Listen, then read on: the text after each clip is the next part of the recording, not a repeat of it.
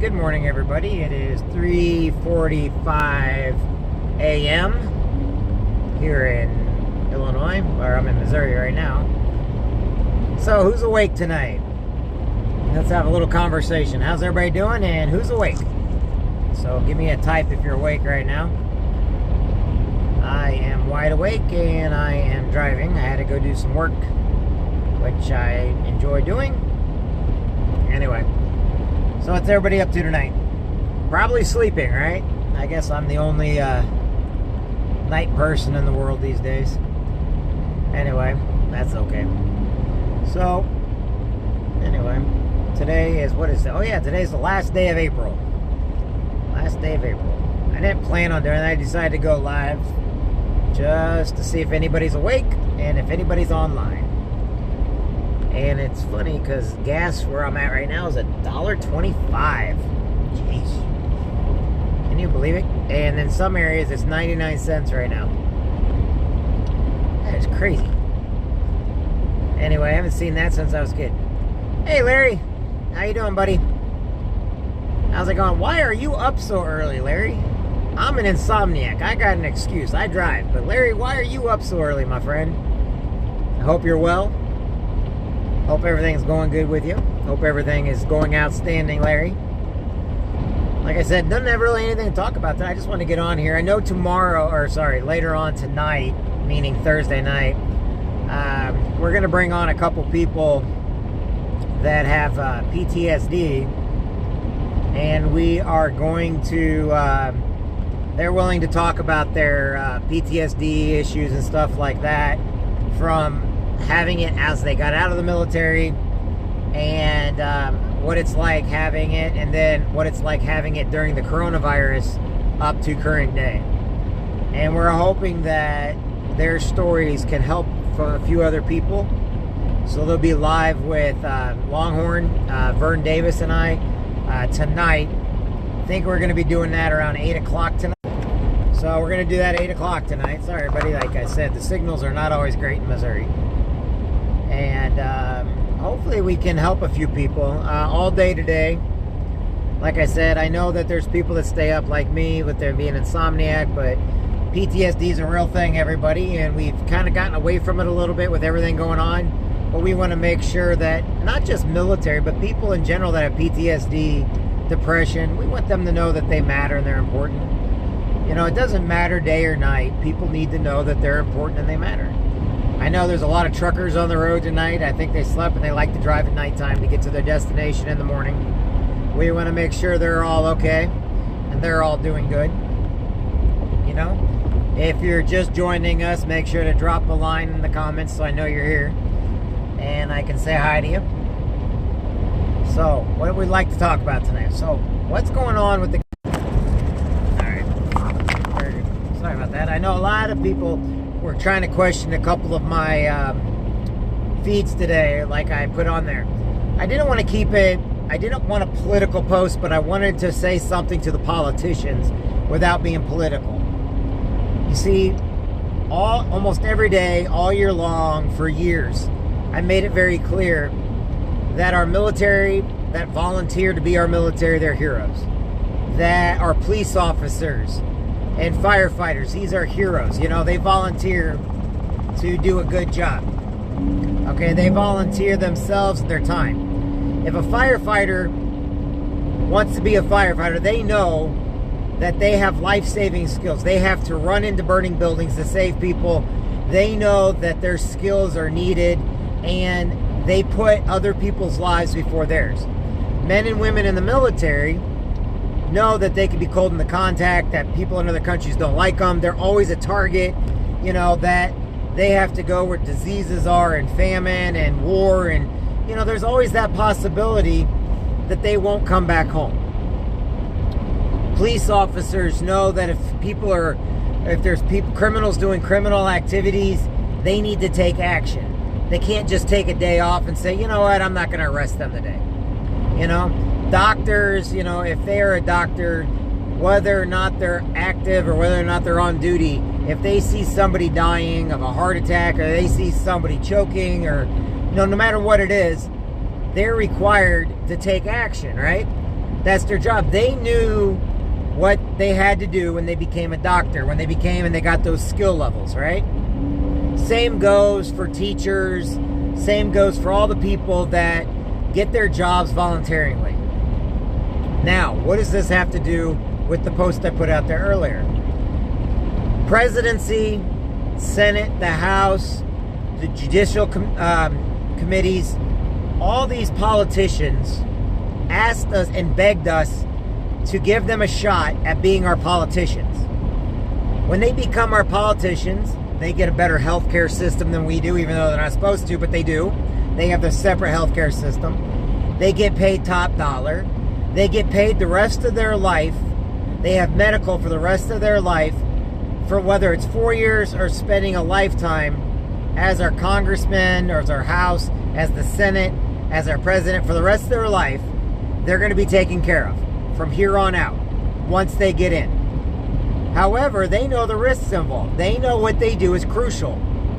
So if they're not doing their job, which means I don't care. They can die.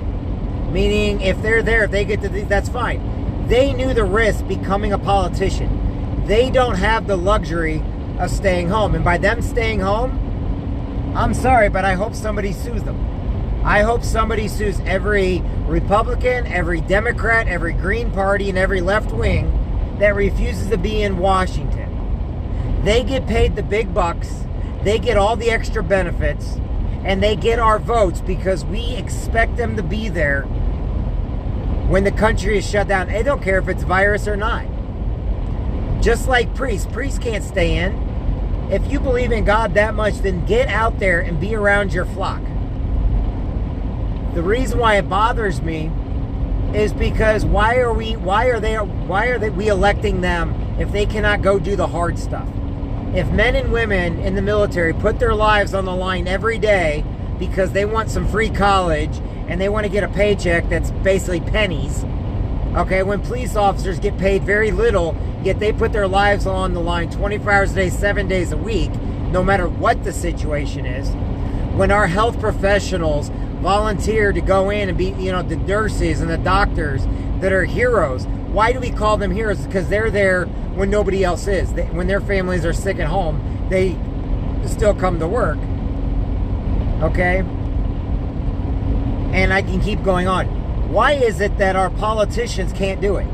Why is it our politicians, they might get sick? Okay, get sick. But you knew the risks.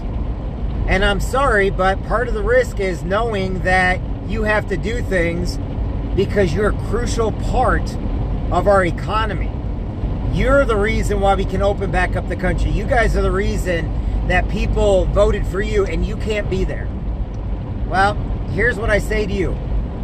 Our president, our governors, and everybody else are on the line right now. The House and the Senate need to get back to Washington. I don't care what your politics are.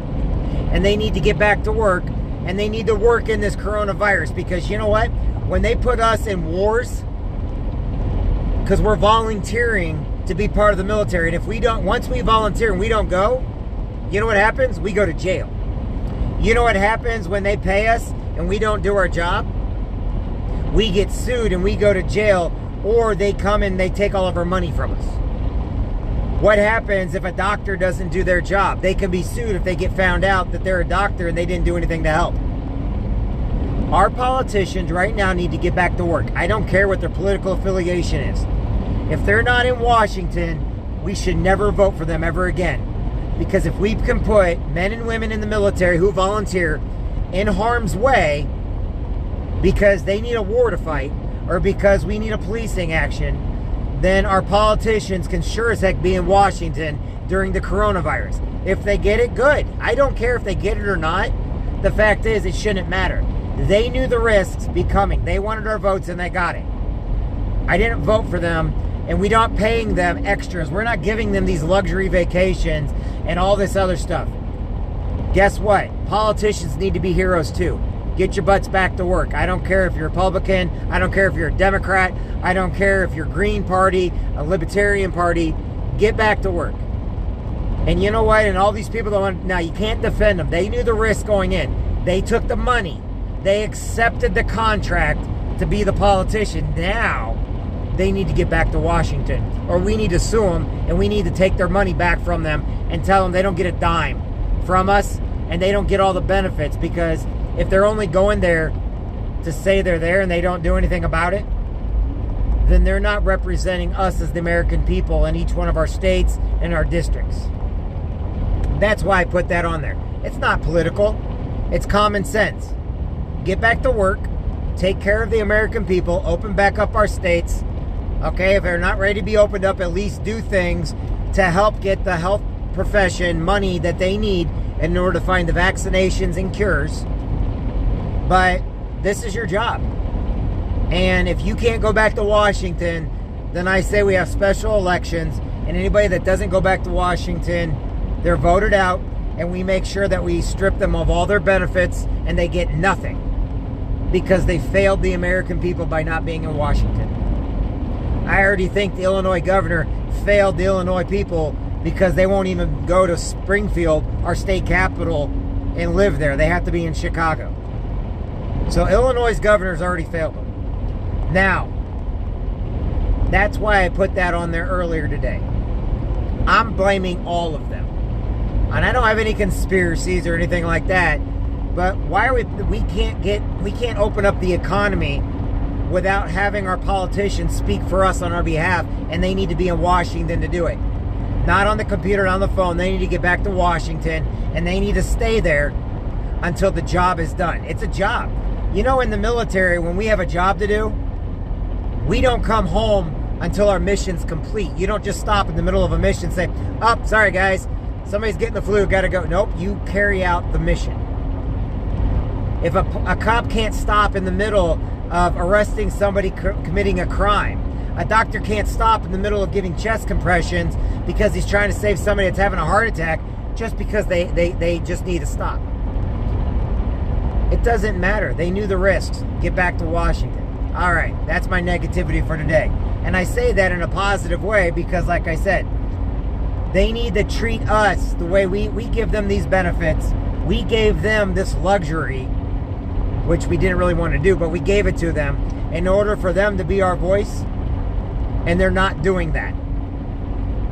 In my book, then they should not get any of the benefits, and as politicians, they should be fired. Because if you don't show up for work, no matter what's going on, you can be fired. If you don't show up for work and you just don't show up, well, that's quitting. So to us, the politicians are quitting on us right now because they're scared of a coronavirus. Well, guess what? That's part of the risk of being a politician. So just like the military, part of being in the military is you take the risk of dying.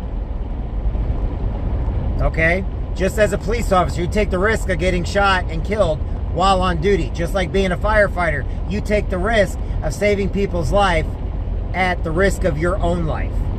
Just like a doctor and nurses, they go to work risking their health to help other people whose health is not good. They risk it. So our politicians need to get their butts back to Washington, because if I got brothers and sisters on the front lines who volunteer to be military and you put them in harm's way, they knew the risk by signing on that dotted line in that contract. Doctors knew the risk of becoming a doctor and what they had to do and what they were responsible for. Police officers risk their lives every day, 24 hours a day, 7 days a week, knowing the risk of what can happen and what you have to do as a police officer. Firefighters know the risk of going into a building. That's why they're all heroes. And as a politician, you know the risks that you have to take. And by not being in Washington, you deserve to be fired, because that is quitting. In other words, we're not firing you. That's just your way of quitting. Fine, we can put somebody else in that can actually be there, that are willing to go. I don't care if there's love in Washington. You need to go there because that is your job and that's what we pay you to do. Now, even if we didn't vote for you, you have to represent us because you sign on the dotted line. You make the big bucks. You guys are all millionaires. You guys are all getting your own health and making us get little piss poor health, but each one of you guys are getting a special health care package because, oh, you're special because you're a politician. Well, guess what? Because of that, you have a job to do. Go do your job, or guess what? No unemployment for you. You're fired. You don't get fired. You quit. That is your way of quitting, which means you don't collect unemployment. You know, if I don't show up for work, then that's me not showing up, which means they assume I quit, which means I get no money, I get no benefits, and I don't have a job. Same should be for politicians. You're scared of the coronavirus. You shouldn't have been become a politician then. You should have taken something easier that's not so scary. But right now, the government is one of the most crucial things that we have in order to get things under control and open back up. And that's my 2 cents. You may not agree with me, it may not matter, but it matters to me. And I know I'm doing this at 4 o'clock in the morning. But I just want each and every one of the people out there to know that our politicians need to get back to work. They're the only ones that can get the money to the health industry or whoever needs it. They're the only ones that can, you know, get this country moving. Welcome to Illinois. So, anyway, I am now crossing state lines, and I hope everybody has a great night. Hey, Craig. Hey, Joseph. Love you guys. Each and every one of you matters. Let's make sure that the people that represent us matter also, and that they know. In a quarter mile, turn left onto US 24 East, South 4th Street. I'll talk to everybody later.